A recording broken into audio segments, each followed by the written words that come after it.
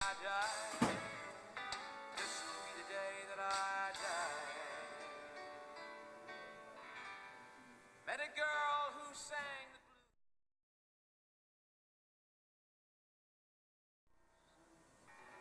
She just smiled and turned. I went down to the sacred store where I'd heard the music years before, but the man there said the music wouldn't play.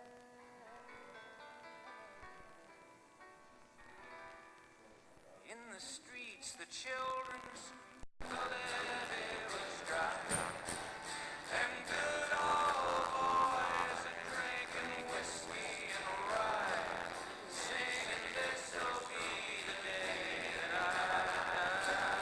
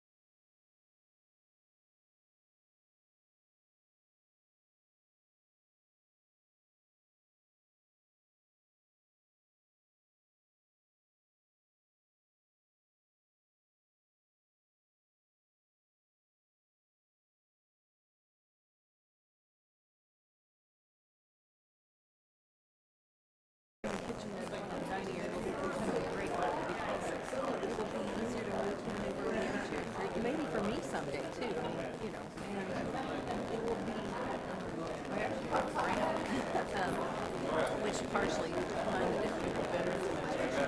But it will make civilians.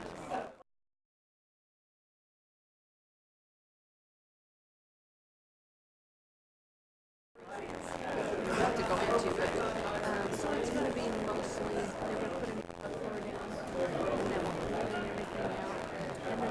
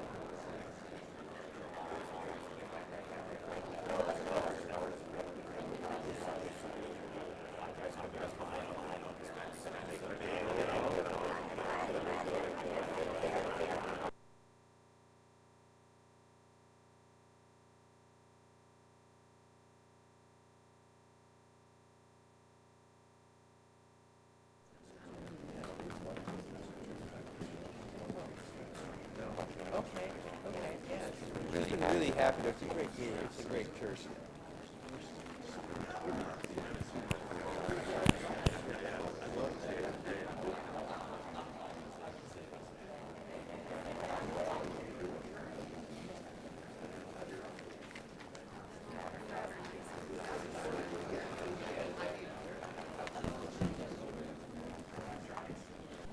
Your team for all the graciousness that you all have provided to us. What a marvelous educational experience on yesterday. So thank you, Time. Well, the privilege is all ours. No need to thank us. We're delighted to have the opportunity to welcome anytime. So, if I understand my assignment, I'm to await your transacting some business and then jump in, or is now the time? Absolutely. Any welcoming remarks that you'd like to give to us? Well, I hope you were made to feel most welcome yesterday, and I did think it was a nice bit of scheduling luck that we had one of our more interesting presidential lectures on the occasion of your coming. I'd love to say we were so smart that we planned it. Thank you to the individuals who are standing by the door.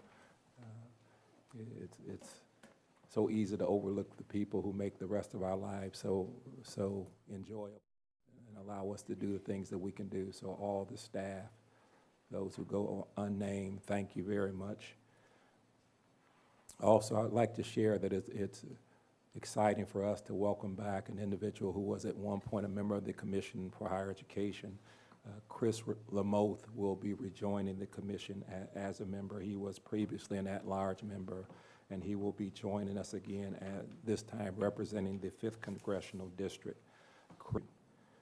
Next, on September, I want to note for everyone here that in the spirit of continuing to build a culture of higher education and college readiness, on October the 22nd, Teresa joined communities and schools throughout the state of Indiana in kicking off College Go Week. And she kicked off College Go Week by making a rousing and stirring presentation back at our alma mater, Warren Central High School. And College Go Week, it's semester long, and so I just wanted to make you all aware of the College Go Week activities, and that with thanks to Purdue University, at the end of our public session, they have graciously agreed to provide a celebratory cake, and so everyone will be welcome to join us as we celebrate and actually just say deepest thanks to Eugenia for her service, and if we can provide her a round of applause now.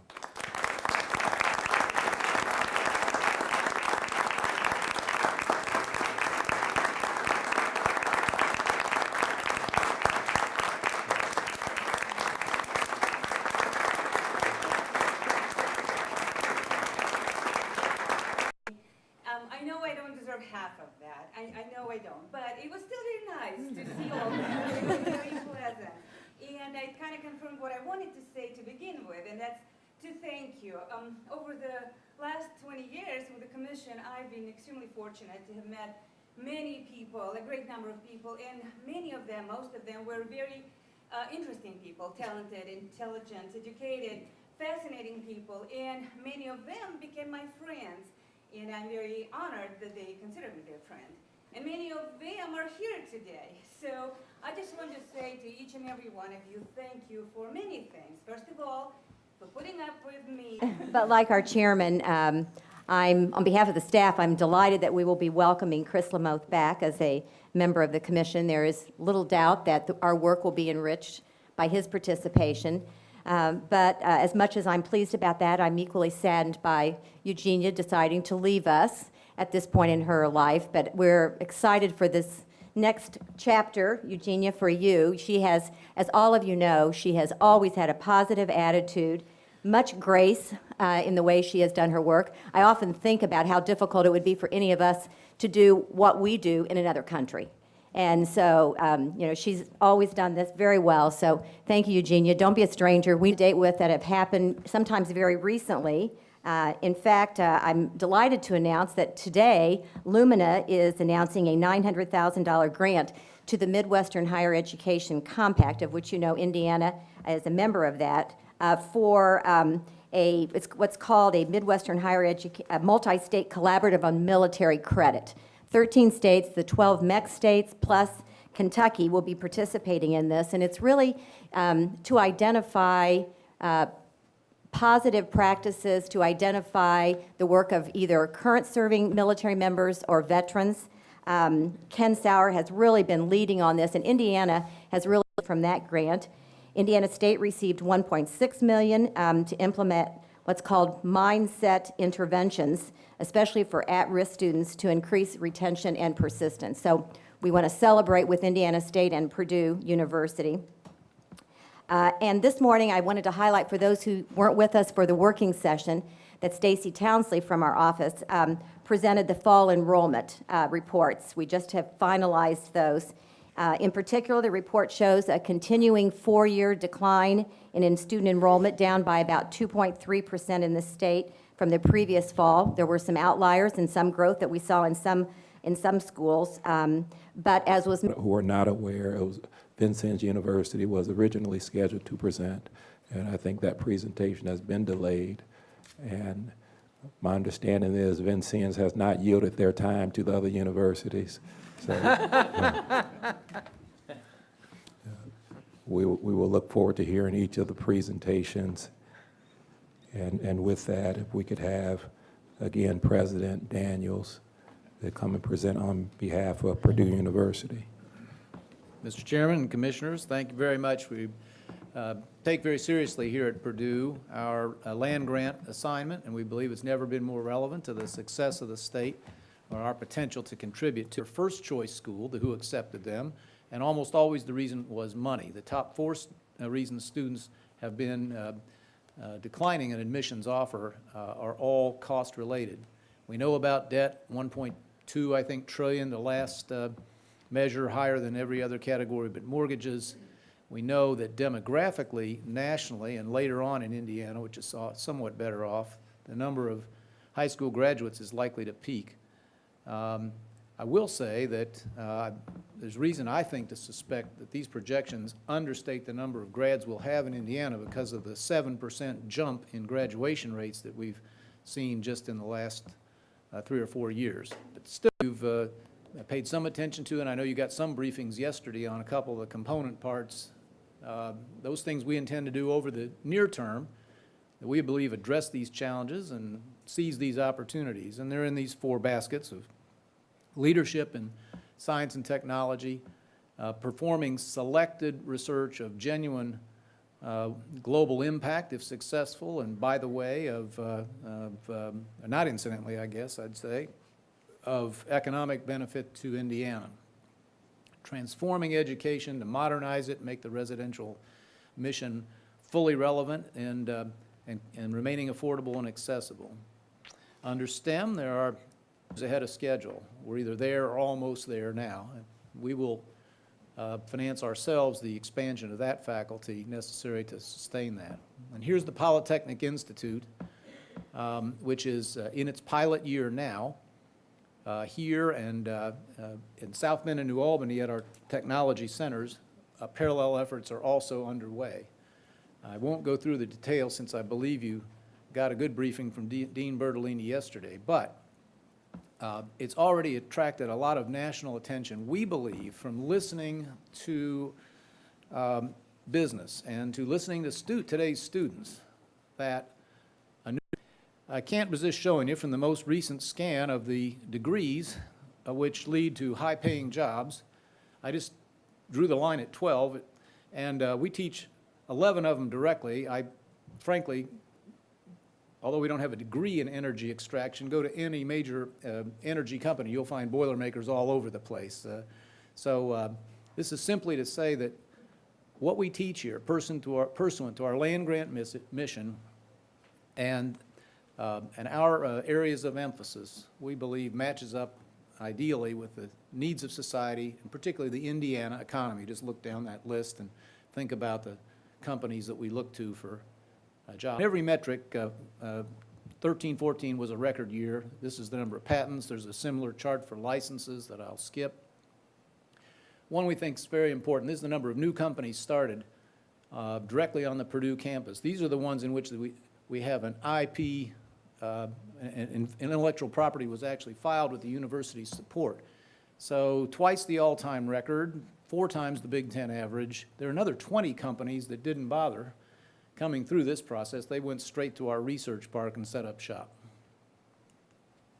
This is just a selection of a few, just so impressionistically you can scan the today is to pass the pajamas test. When there are people telling potential students, why do you want to do that? Why do you want to go live somewhere for 4 years, spend a lot of money to do it, when I can bring the best education in the world into your living room, you can get it in your bathrobe? We don't believe that, but we believe it's a question that will have to be answered, and we think we have some of those answers. Here are 4 of the ways in which we think the Purdue of tomorrow will be somewhat different. So IMPACT is our acronym for the range of new pedagogies that moves away from the lecture plus a lab, lecture plus 2 lectures plus a discussion format that most of us were familiar with. We believe in a couple years, every freshman here will be taking part in at least one such class. We thought a lot about summer here. It doesn't make economic sense to have our plant and facility sitting largely idle for that much time, but more important, it gets in the way of student success and student progress. And so we are trying to take down barriers and offer assistance. We've been able to bring about, and this, by the way, is contrary to national trends, a pretty significant increase in credit hours taken. The percentage of our students taking 15 hours or more jumped substantially, and the Commission has rightly urged everybody to concentrate on that goal.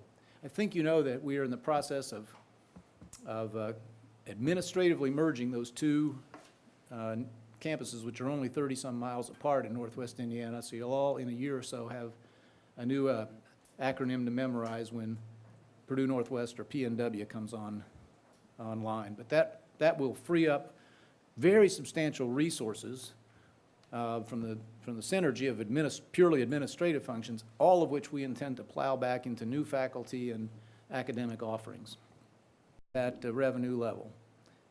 Separately, we have brought down the cost of room and board more or less 10% over the last 2 years. Maybe you read about our first-in-the-nation partnership with Amazon, which addresses the 3rd most expensive item for our students, which is textbooks. And on new textbooks, the average savings is estimated at 30%. Those who buy a used textbook are likely to see more. We just recently came by this. This is the estimated all-in cost of attendance. Ours at Purdue University has gone down the last 2 years. That's the first 2 years in any record we have in which the cost of going here has gone down. GE Aviation announced that they had selected Lafayette, Indiana for their new jet engine plant, something that states all over the country were eager to compete for. They were very explicit before, during, and on the date of the announcement that Purdue University was a material factor in their making that selection. So whether it's new companies that we start or companies that are attracted here by the proximity to our research, the proximity to our students, we believe that this is, while it's part of our original assignment, is and to some extent more summer programming. We did more of that this year so that students feel that it won't be like for the rest of the school year in terms of lots of activities going on, but we can do a few that make it more attractive to be here. Did you say Indiana is number 1 manufacturing state? Indiana is the most manufacturing-intensive state in the country. That is to say, it's number 1 in terms of the share of its economy, the share of its jobs, the share of its gross state product that comes from manufacturing. And, I think that's a great thing. I think I saw the movie. Well, it's a complex situation. First of all, let me say that about 94% of all Hoosier students who applied to Purdue got into Purdue. 95. About 93 or 94% got into Purdue. Now, they were not all admitted to West Lafayette, but they were admitted to one of our campuses, so that's number 1. Number 2, this university is in great demand, not just around the country, and more so now. California is a good example. I've met a lot of students from Hoosiers. I will be working with the board, but we are out to have a larger student body than we do today. This year's freshman class is larger than last year's, and we were trying for something a little larger than that. Secondly, we're determined to push up graduation rates as far and as fast as we can, because what really counts is not how many we enrolled, it's how many we graduated, and historically that's been a pretty low percentage. The other thing is, we've got to solve one significant problem, and it is self-inflicted. The main reason that our student body isn't larger than it is, or as large as we intended, so that'd be something like 4% or something of what we would expect in the standard general fund budget. But of the increase, it would be a major part of the increase. Yeah, it would. It would be, depending what decision the state makes, generally. Sarah and then Jerry. So while we're on the topic of the kind of traditional line items, are you proposing any changes to extension, agricultural research, any of the typical lines this year? No change to the line items. We hope, and I'm not in a position yet to define this for you, but we, along with many other problems, the uncontrolled growth of the autopilot spending, the entitlement programs and so forth, the federal government is squeezing out all the discretionary items, everything from the Park Service to the FBI, but certainly including basic research. And that's a fundamental, I believe, a federal responsibility. And no one I've talked to holds out hope of very much growth in those overall budgets. So we'll be competing for more or less a stagnant or a flat, out of a flat universe. All I can tell you is at least in WAPs and, fraternities and the like. So yes, it is a conscious part of our strategy. We think it would lead to better student outcomes. Why don't they do it? Well, I don't have as complete a picture of that, but I will tell you this. The whole impetus for, I'll say, suggesting to our food service people reductions stemmed from my running into students when I was having dinner with them who said they were moving off campus because the food cost too much. That's why my daughter did. Yeah. So I know that's just one factor, Right. but it may be one of the larger option. And yes, we have, as I say, we had a faculty group go through all this. We identified several specific courses and departments where these barriers have been put up, and we are moving to make changes. What I think we're planning to say to all our colleagues is, first of all, if a student has already succeeded, or at least advanced, in some other university, that tells you something right there about their commitment to their education and so forth. And secondly, if in general this student looks strong enough to be admitted to Purdue, we should admit them and take the chance that we have a Thank you, and thank you, Purdue. And we will now next have a presentation from Dr. Ferguson of Ball State University.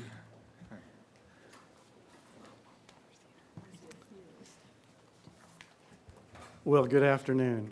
Good afternoon. How are you all? sir. Good to see you all.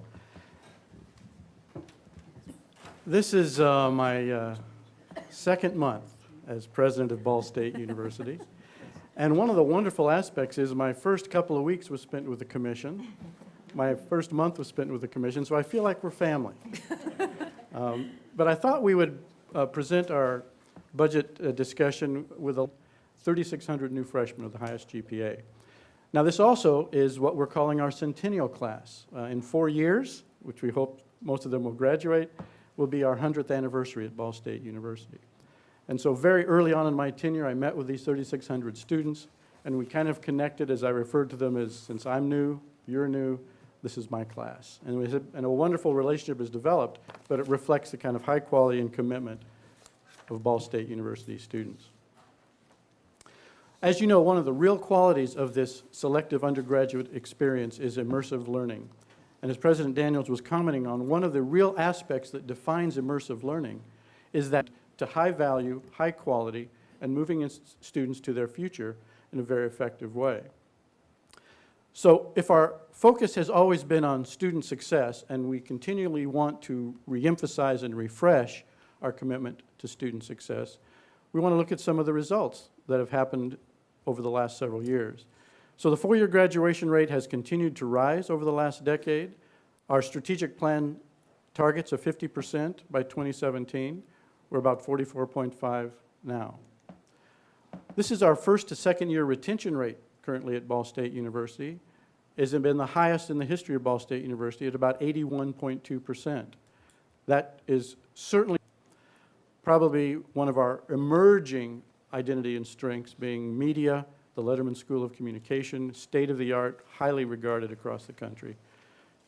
As we'll talk about a little bit later, the institution is regarded as an entrepreneurial institution. We have a remarkable entrepreneurship program that crosses divisional lines, an interdisciplinary approach to understanding how best to do business, how best to conduct the university business, as well as curricular support. And then, of course, we have the historic foundation in teacher preparation, the history of Ball State University, that has continued to emerge and grow with high-impact degrees area in STEM education. So I think one of the things that has been most impressive to me in data, we have a significant increase of dollars compared to our peers. And I think that shows in the quality of immersive learning, the quality of our student population. And that's where that priority has contributed to this very high-quality undergraduate experience. We put the dollars where the students are. And so to summarize, I think, the concept of cost effectiveness, we really do believe that Ball State University has made a long-term commitment to being a lean organization.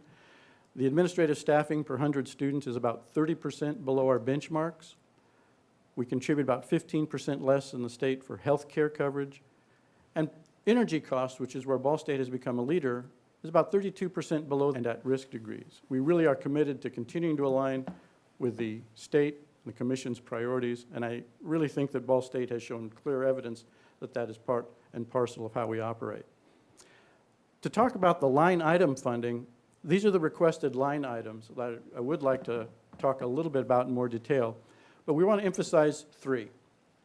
The Entrepreneurial University is a current line item that we would really continue to seek to ask support for. Secondly is the Indiana Academy for Science, Mathematics, and Humanities. And then investing in student success and quality is our third line item to talk about.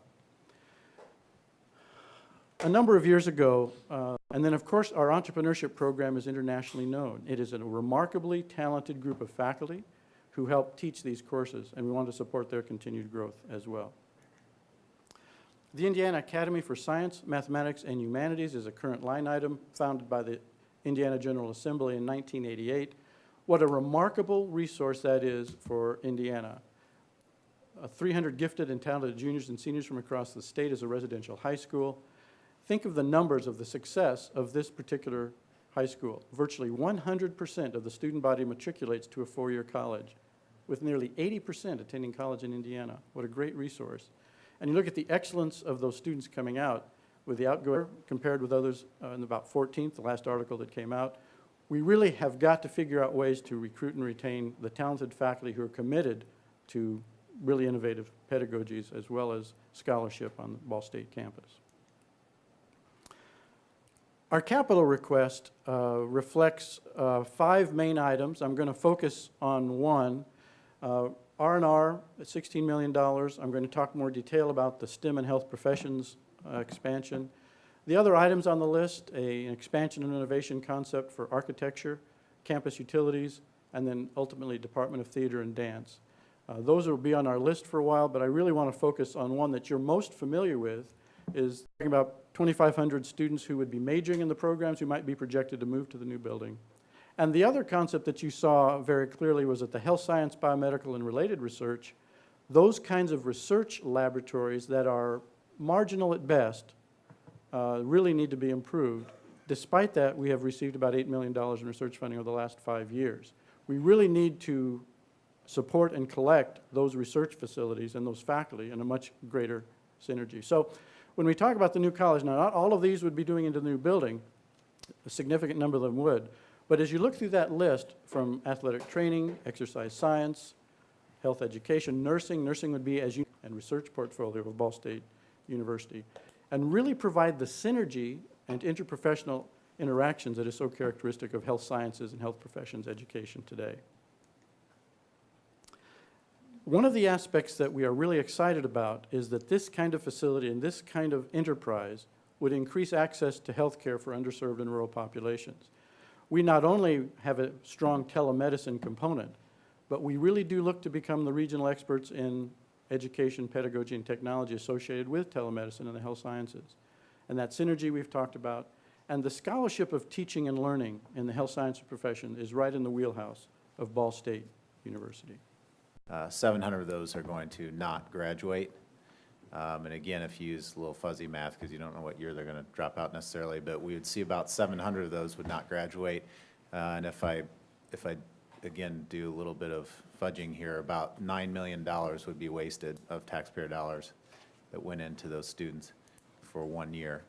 I'm just curious, because this is obviously a big question across the state, and I try to pose it this way to others that are doing work with 21st Century Scholars, but what specifically is Ball State doing to help put their arms around these students and try to up the graduation rate of 21st Century Scholars? If you Yeah. Can we go back to the line item? Let's just talk about that. Yeah. Could we pull that up so everybody can see the line item?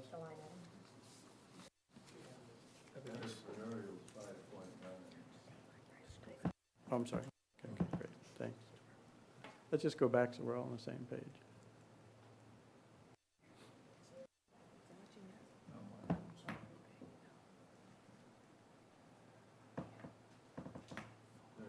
Okay.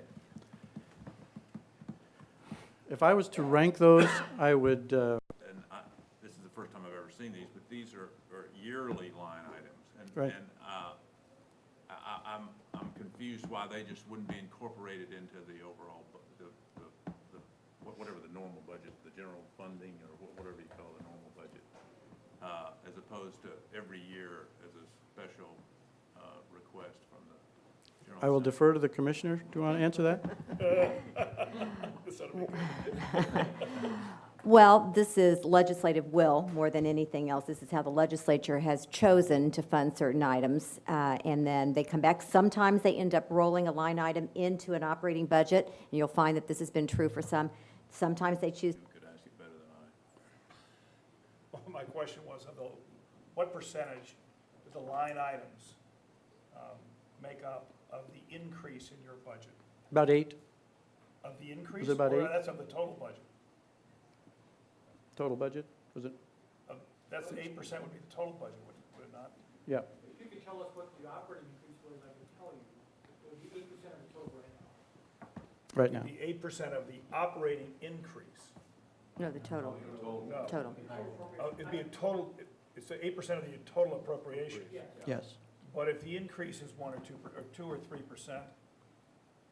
increase was 2%. Think about it a little bit more. Right, right. Thank you. Yes. Thank you for your presentation. Thank you. My question is not so much financial and budgetary related, but both you and President Daniels referenced in various ways the immersive learning, the Mhm. integrated kind of project-based experiential Right. components of both your institutions. And my question is, what's your vision, I mean, after your first bit here, what's your vision going forward of how pervasive that will be within the university? And also, how is that impacting or has impacted or will impact your School of Education? And Bit more to how it impacts the quality of their post-graduation experience. That's where I see the vision of immersive learning, being unique to Ball State. That's a unique pedagogy of Ball State, but we need to put a little bit more trappings around it to show that bridge from undergraduate, maturing undergraduate, to graduate school, a professional person, or new career person, where the immersive learning has real outcomes that helps them be more successful in that. So it's better than a co-op. It's better than a summer job. It really is a life-changing, career-building experience. That's the concept of immersive learning, as well as developing incredible soft skills that industry really requires. Line items. So there are a lot of these line items that they're doing for the state. So it is going to be really hard for them to go through the line items and prioritize. It might be better if you ask them to prioritize the new line items. that's Just fine. a suggestion. That's fine. Thank you, Matt, for the insight. We have time for one more question. Dr.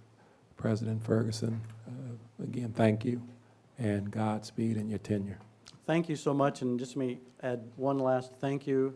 Indiana has been so welcoming to me and my family. The commission has been gracious, and I'm very grateful. Thanks very much. Thank you, sir.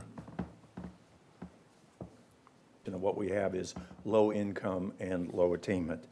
I want to start with what are the challenges. A leading indicator that we have, we'll get the, here we go, that way. One of the leading indicators of income is what's the fourth grade change in free and reduced lunch. So which ones have had states with a 10% increase in free and reduced lunch in the last 5 years? And you're going to see those come up in there, and there were only 4 states, and one of those is Indiana. So it says we're really not making much headway on income improvement.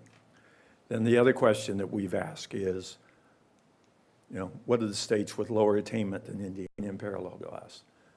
But it's our mission to deal with this because, as the Career Council indicates, over 75% of these jobs are going to be a post-high school credential or up to an associate degree. And we think that's going to be the critical nature. So what do we think about the solution and to developing a really serious economic recovery? We think other states have recognized that we're serving the people in the economy, both adults and students out of high school, that are really different than the other colleges in the state. And I think you've heard 2 presentations that probably point to that issue. Let me give you some other detail. One, it does turn out actually 24/7 with a large online component. So when we look at undergraduates served by Bloomington, West Lafayette, clearly the undergraduate need is going to have to be met by the community college system. We understand that. And it's got to be open access, and it's got to recognize the fact that people are coming to this school not fully prepared for college level work. Now, there are a couple other things that are going on that are quite strong in that, and that is we're the largest provider of dual credit. 90% of these students actually go to other schools. We're keeping about 10%. So this is a great way for Hoosier families to reduce the cost. And while I know that President Daniel was concerned about transfers, we have a lot of great progress where the students that we now have, the adults that want to come to school, or the students that are about 35% of high school students who don't attempt college, they're in this Core 40 and general diploma bucket. Of a graduating class 2012, about 90% of the honor students went to college, we could tell, 60% of Core 40, and 25% of general diploma. So if we're going to increase not only throughput and outcomes by getting them through, but more people in, we're going to have more students that need remediation. So, but the remediation is working. When we looked at the 14,000 credentials we gave last year, 62% successfully reaching Indiana's goals. Well, one of the things, this is something that's a refrain. I started with Jeff Espig when I first came here in '07, indicating the shortfall of full-time faculty. Performance funding is, let us stay even, but the things that we're talking about here, we've not been able to address. So what are the things we need? One is too few advisors. It's interesting to note that Inside Track, which is the grant we have from you through Lumina for the 21st Century Scholars, is the ratio target is 100 students to 1. All right. Right now we have 1,000 to 1. Our goal in this budget is to get it to 500 to 1. And by the way, I'd say with 21st Century, these were on the list when I got here, and they're still on the list. A lot of these are upgrading facilities. We're in a Butler building in Muncie. We're in a collection of old buildings in Kokomo. It's not a campus. And of course, campus is something that we're actually not. When I picked up Mackenzie at McCutcheon and I drive by the rec center, Purdue's rec center is bigger than most of our campuses.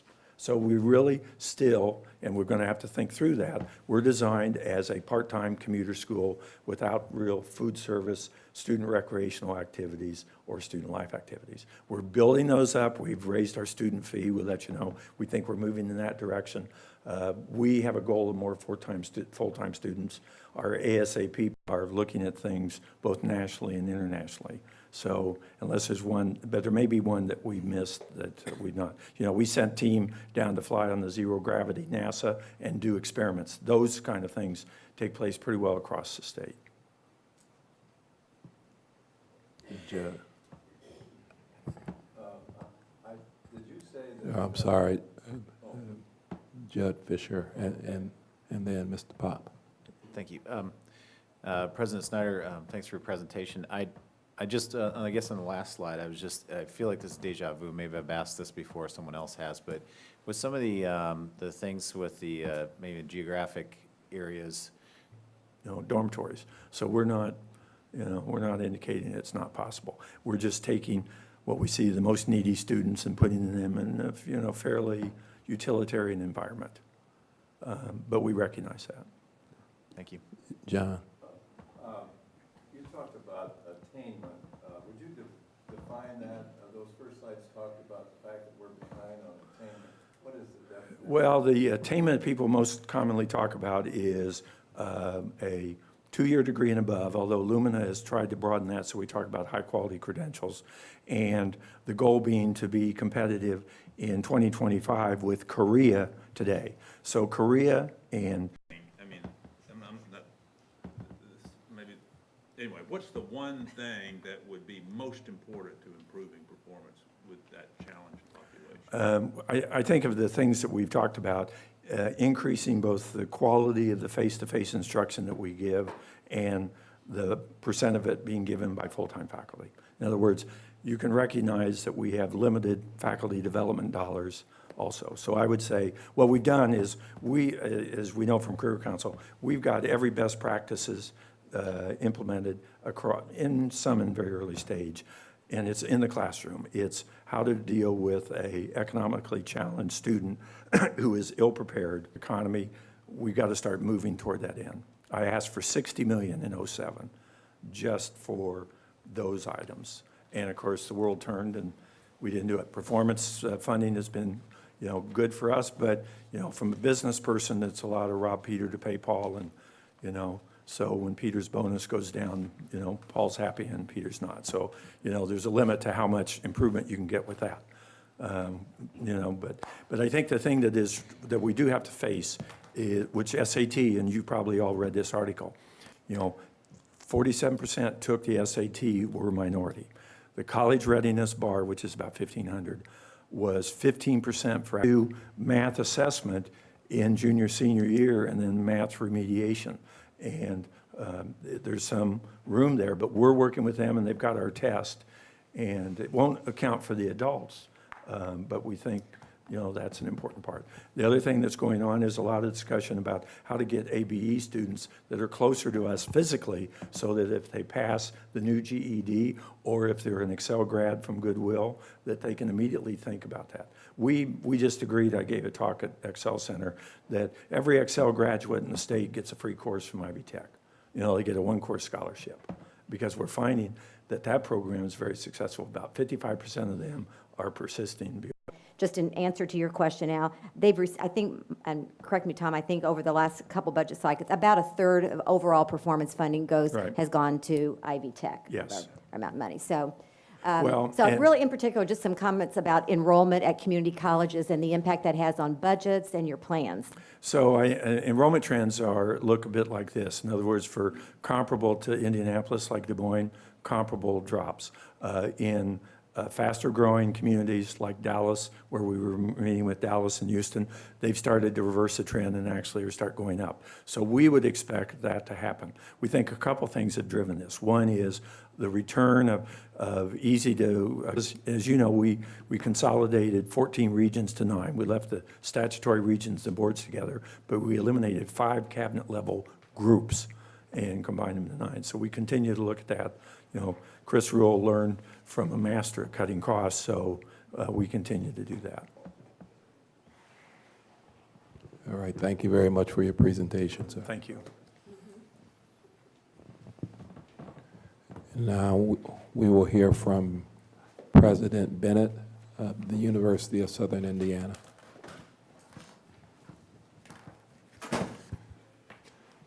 I'm amazed. There are people still here. Exit through, you hope, graduation. And our entry class, the first piece, our entry class has gotten smaller in recent years. Some of that is through deliberate action on our part. We have raised our admission standards rather significantly in the last 3 years, and that has resulted in a drop in some of the students whom we would otherwise have admitted, say, 5 years ago. We work very closely with Southwest Indiana Ivy Tech campus. We even have a full-time staff member on Ivy Tech's campus to work with students so that if their goal is to transfer to USI, they will be able to do so in a way that is an efficient tracking of classes. So we did make the decision to build down some of the remediation we were doing, and I'll tell you how those resources were used in a moment. That second piece of retention, we are seeing increases in our retention. This year, we did increase our retention rate again, and you'll see by the performance funding formulas that we have shown marked improvement in terms of retention of our students with the very traditional measure of first-year freshman to the first semester for a sophomore. But here's the third piece that you need to keep in mind, and this is in the good news, bad news category. The good news, the great news, is that over the last 2 to 3 years, we've had an explosive growth in the number of degrees we've been granting. The size of our graduating class grew by more than 20% over the last 3 to 4 years. Diversity component for our campus, 30% of our students are still first-generation students. That is an important role that the University of Southern Indiana has served from its beginning. I used to give the statistic that in 1985, when we became the University of Southern Indiana, no longer a branch campus of Indiana State University in Evansville, but in 1985, about a third of the high school graduates in our area went on to some form of post-secondary education. And now it's over 80%. So it's been a very important contribution that we've been part of in southwestern Indiana. To talk to first-year students who are They're very new to the experience of college. They both think they have it all under control and are amazed at what they don't have under control. So it's been a real eye-opening experience and very enjoyable. I have to say, it's been a real delight. We focus on applied and clinical research. I want to touch on this very, very quickly because our College of Nursing and Health Professions is growing in stature and reputation nationwide. Even while our enrollment has dropped across the campus, we've had to turn very good students away because we had limited seats in our College of Nursing and Health Professions. Expansion of the third floor of the Health Professions building is part of our request for capital funds. We have a growing engineering program. We also have programs in advanced manufacturing and a master's program in industrial management. Our leadership in STEM education was recognized this past spring with an $835,000 grant from the Indiana STEM Teacher Recruitment Fund coming from the Indiana Education Roundtable. We are particularly well positioned to deliver on this grant because in 2010, we moved our program in teacher education to the College of Science and Engineering. Since that time, multiple new businesses. We're doing this important work, even though USI is not considered for funding under the high-impact STEM degree formula under the performance funding formula. And I emphasize this because since you've been talking about line items, this will relate to a request that we make later in this presentation. And all of that energy, innovation, and academic quality is delivered at the most affordable price for any four-year institution in the state of Indiana and a multiple state region. And I pause, waiting for that expression of appreciation. And I mentioned earlier when I talked about the demographics of our student body, more than 30% are first-generation students. So having this, if you look back 10 years, a decade ago, we've had, from a decade to now, a 100% increase in graduation rates among our at-risk population. So we feel very proud about that, but I can tell you there's more work that has to be done. Overall student persistence, a 6.5% increase, and I was quite alarmed when they showed me the slides and there was red. And I thought, oh dear. But this is good news. You're supposed to decrease on the affordability performance metric. And I have a feeling that, the story, that USI, after performing well across all of these formulas, should come out with less operating dollars than we went into. This is not sustainable for the students we serve, for our faculty, for our staff. This is not sustainable. It's just not. So I have to scratch my head on that one, and it puzzles me and troubles me. Turning to our capital budget request, relatively straightforward. With the proposed departure of the IU Medical Center from, that's the Health Professions building, with our partners at IU, Ivy Tech, and the University of Evansville. We're also by the formula for repair and rehabilitation. USI would garner about $3.6 million, and that would be very helpful indeed as we look ahead in terms of maintenance of what is a physical plant on a campus that is quite attractive. Moving to line item requests, as you discussed earlier, thank you, Mr. Hawkins, for noting that Historic New Harmony has been a charge to the University of Southern Indiana since 1985. That was when we became USI, we also took on the charge to be all the high performance funding formulas.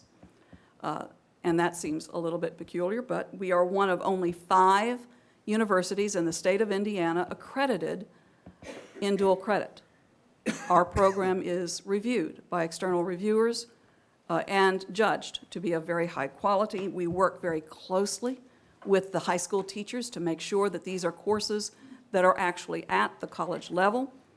And we monitor the quality, and it's actually been a wonderful path for working with K-12, especially with high school teachers and professional development, not just for them, but for us as we look at what the needs are and how we need to adjust what we are doing to meet. Pretty amazing to do it 2 times within 5 years, but very proud of our athletic program, highly competitive. The Great Lakes Valley Conference in Division II is one of the most outstanding D2 conferences in the country in terms of both academic quality of the schools participating and the great competitive nature of the conference. And I know all of you around that table have been working hard for graduation success, but none of us could be as happy as that young man right there. That is one of my favorite graduation pictures. I don't know if he's happy or surprised. I feel like there's another university that needs to make a presentation. I can double mine. So as we move on, we do have one capital project up for full discussion today, and I would like to invite Kevin Green, Assistant Director of Capital Planning, to discuss the Purdue University Honors College and Residences, and commission members that can be found on page 11 of our agenda. Thank you, Mr. Chairman and commission members and Eugenia. It is my pleasure to present the Honors College and Residences project to you and beg your patience, and that includes classrooms, and that leaves about 270,000 square feet of residential space.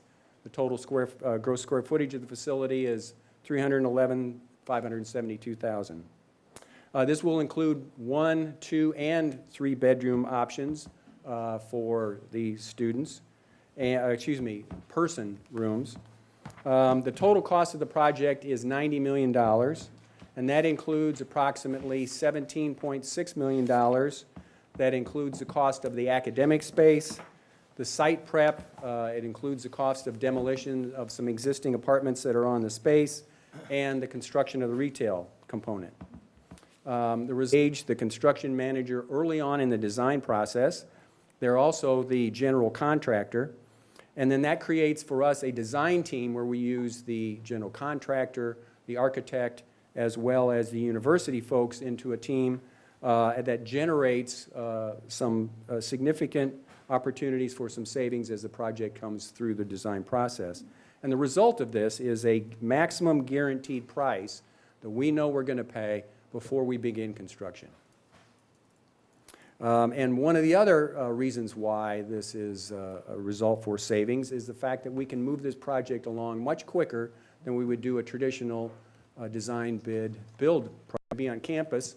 So I brought with me today the team of folks who've been making this project possible. I have with me Beth McCuskey, who's the Associate Vice President for Housing and Food Services. She's also the Interim Vice Provost for Student Life. Rhonda Phillips, who is the actual Dean of the Honors College.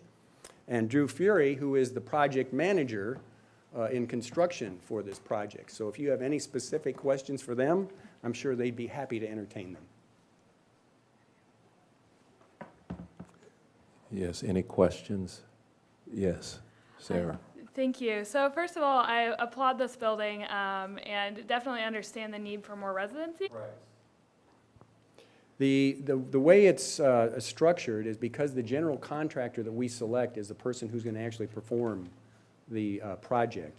And that person, it's a very transparent process, which is a little different than what the typical design, bid, build process is, where we put out a project and receive bids in. We don't know the details of how a lot of those bids were developed. In this case, we work directly with that contractor, so we know all of what the sub-costs are and can go through that. And then part of this process involved with the general contractor is that they can help us to suggest more efficient ways to do the design, more efficient materials that we can use. And so at the end of it, Is there 1 or 2 people to a room? there could be as many as 3 per room. So these are done is this also eating space and kitchens and that sort of thing? That's included in the retail space. The reason I'm asking is we just financed a building, 240 rooms, obviously smaller, graduate student housing, and the cost per room, and the room is a suite, it's a living room, a kitchen, and a bedroom, was $79,000 per. Why the difference between those two? Is that per room or per? Per unit. That's per unit. I mean, that was a kitchen. And this last one, 3rd Street Suites, which just opened this fall, was 112.3. So we're making significant progress, and now we are down to 88,000, which we think is fairly reasonable. Now, Matt can probably also look up what IU was proposing for IUPUI for their last project, which was last month. But I think it's probably pretty close into the same neighborhood.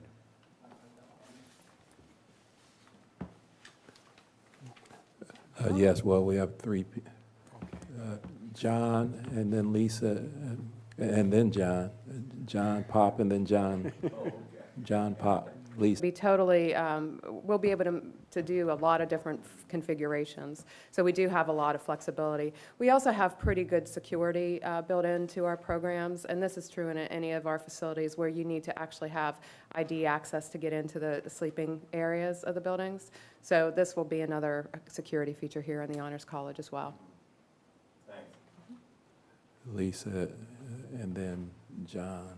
Thank you, Chairman. Actually, it's a kind of a three-part question, but it's related. What's your demand? What was it gauged on? And then what's your year-over-year occupancy rate? So at what point are you going to hit 100% occupancy? We have been pushing 100% just about. Okay, thanks.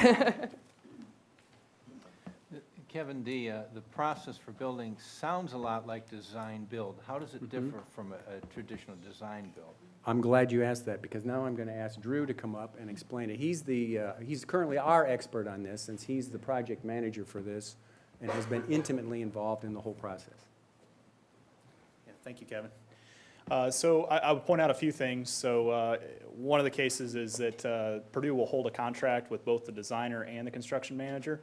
And the design build model, it would be one contract, either be it a construction lead or with a design lead, who then would sub-consult with whichever other party was needed. Kind of rent, or is this like a Wiley kind of rent? What are we looking at here? No, again, I'll let Bev. I think it's going to be right in the middle there. It's going to be comparable to the new building that we just opened, the 3rd Street Suites model, which is about in our 60th to 70th percentile in terms of our total price point. Fabulous. And then my other question, recognizing that learning communities are very popular on campus and that Honors College learning communities already exist within some of our residence halls, are we concerned at all about the shifting culture as we segregate these top students even more into their own buildings and kind of limit that interaction a little bit more? We'll get all three of our folks here to team this one. Purdue, I mean, it's not a culture of elitism here at all. In fact, I find it to be very open and welcoming, both for students and faculty and staff. And I don't see that developing really here and to that extent. I mean, I think we would have participation from across the campus and in many of our events and activities that we do now, and I think that will increase. This building will be on the 3rd Street corridor, which is the student corridor for Purdue, and I think that will really serve to draw students in up and down the corridor as sort of a symbolic interaction between the academic circle and the residential quarters. And so we intend to have an open facility that will invite others to come in and participate in our activities. Use its tax-exempt commercial paper program to fund short-term expenses until the financing can be issued. That short-term program at Purdue is short-term debt less than 270 days. The only thing I will note, that debt payment, the debt service payment at $6.4 million, that is 5.75 interest, 20 years. The current market rate would be closer to 3.5%, which would save about $22.5 million over the term of the payments. This was reviewed by staff and the Budget and Productivity Committee. We would recommend approval. Matt, a question. Yeah. If the project has been discount rate is. Absolutely, absolutely. Yeah, Sarah, you have a question? I do. If we are to pass this and the university decides later on that they want to change the use of the facility, making it more open housing, is that something that they are able to do, since it is the ask is specifically for Honors College and residences? Yes, unless they would be renovating the facility and it would cross a threshold for review by the commission. And I did want to add to Chris's point, when universities submit to the commission, regardless of the funding source, we're using the 5.75 and 20 years at the direction of the Finance Authority. Automated phenotyping and seed processing laboratory at Purdue University, West Lafayette. Krannert Building, multiple air handling units replacement at Purdue, West Lafayette. And the Forney Hall East Wing renovation at Purdue University, West Lafayette. Is there a motion to approve? Second. I think we're ready to go. There's a motion and a second. We heard all those in favor indicated by saying aye. Aye. And all opposed. And the expedited items are approved. And then we have 2 academic programs on the agenda for expedited consideration. And they are the Master of Science in Data Science, the 12th. That's the date when we will have the dinner honoring Mike Smith for his service to the commission. And then last business, Eugenia, blessings, and there is cake in the back. If there's no other business, meeting is adjourned. Thank you.